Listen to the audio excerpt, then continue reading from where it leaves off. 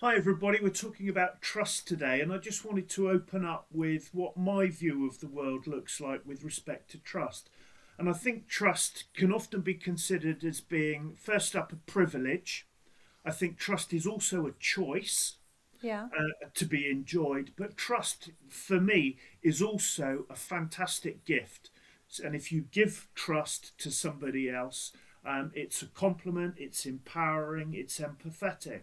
But I know that my view is not the only one. well, it's good to have a variety of views. Mandolin, go. What's your view on trust? It's interesting to me, and I don't disagree with what Alex is saying, but what I keep thinking about, especially as a patient, you are facing so many choices of, of treatment plans, and you can get Yeah. really scared of, oh my goodness, what if I don't make the right choice, right? And Yes. I go back to that quote of a bird on a branch does not concern itself with the branch breaking because its trust is not in the branch, it's in its wings.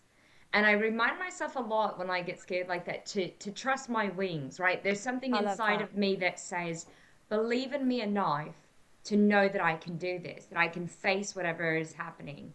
And so that inner trust, I think, is really important. And I do think that the NoWorries app helps us gain some clarity, some self reflection where we can go back and kind of hold up that mirror and say, hang on, I may be facing a big bag scary, but I can trust myself to navigate this. And I think that that's a form of that self empowerment and self agency that we've talked about previously.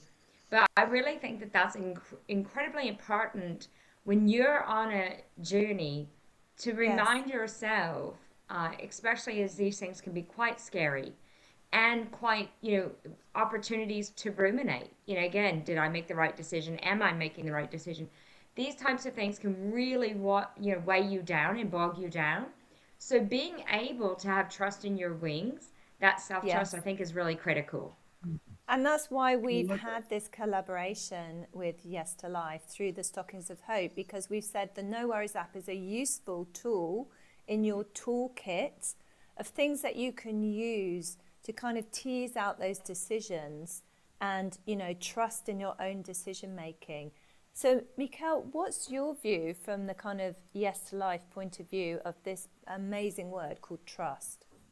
But what we advocate at Yes Life, trust is is becoming a trusted ally. It Yes, is between a doctor and a patient. It's between a doctor, patient, and family. That's the trust that we want to build, and it has to be a team effort, and we have to become a team.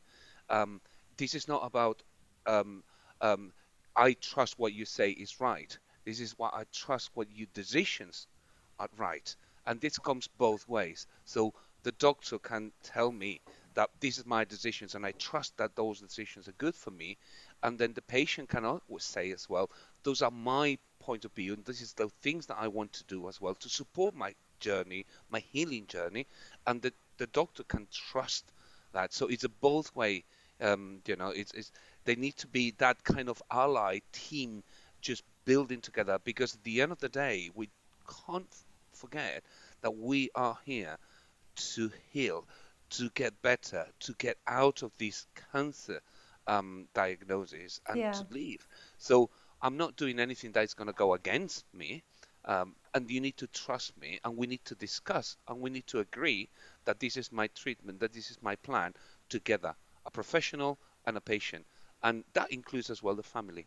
And that's why, it is trust. It's not just about you know better, or you know everything and I Yes. trust you. It I is think both of us it, knows it's our own body, knows our own lifestyle, knows our own feelings, and that's the trust that we need to build a team. it's trusting also not just in the judgment of the medical practitioner. I do agree with Alex. It is a gift. When you give someone trust, it is a beautiful gift. You also Hmm. have to trust the intention of the practitioner. And Mandolin, you've got that famous expression, haven't you? Go on, hit us with it about being intentional. It takes intention to be intentional, and it takes attention to have intention, right? And And Yeah, that attention, having the awareness, Miguel said in our last week's recording about how respect is the foundational block for trust.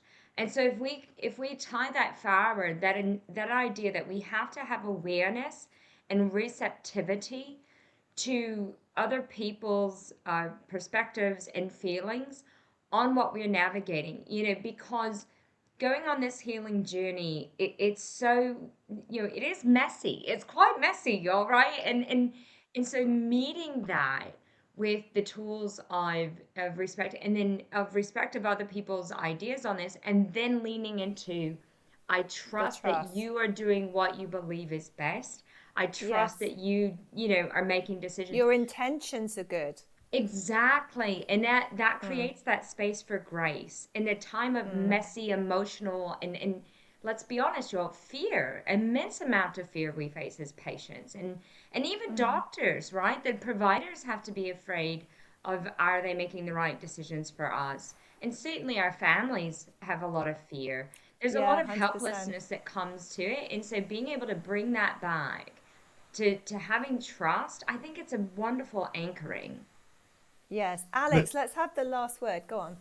Okay, well, it goes back to the choice, and you're Yes. talking a lot about choice, Mandolin, and I think that using the app as an individual patient helps people understand the beauty that is in the gift of trust Yes. and the advantages and benefits that using the app, picking up the threads, to use Caroline's phrase, helps people understand the real value that giving trust will deliver. Yeah, and I love our conversation today because, Alex, you're coming from that very positive mindset and putting positivity on the value of trust. And then, Mandolin, we've got your patient's view of the fear that we have Yeah. if when we give that trust, that the intentions of the medical practitioners are honourable and true. And Miguel, also, you're seeing that kind of holistic view of that journey together of sharing trust with each other. That was an amazing conversation. We've run out of time, and I look forward to speaking to you next week. It's our last session, and we're talking about being open-minded.